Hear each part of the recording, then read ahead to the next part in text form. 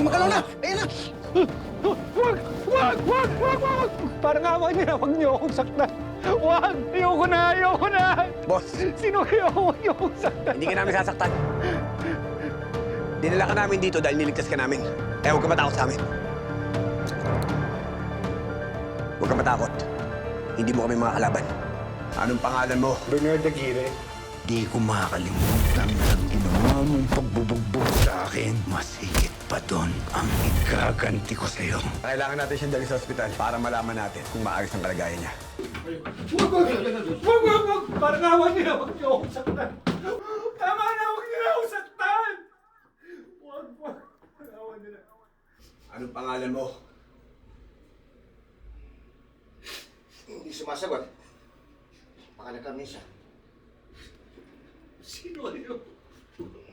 Huwag niyo po ako patayin! Huwag niyo po ako patayin! Parang awa niyo na! Huwag niyo ako patayin! Huwag kang mag-alala. Hindi ka namin papatayin.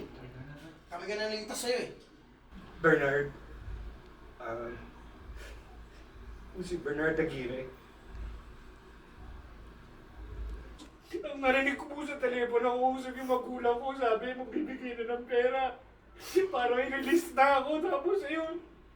Hindi pa rin. Ang ginawa nila. Tinapon agad siya, hindi na ako makalakad, tapos wala na ako maiisip. Ang sakit ng buong katawan ko, grabe. Kung mamatay na ako, buto na lang. Tinulungan niyo ako.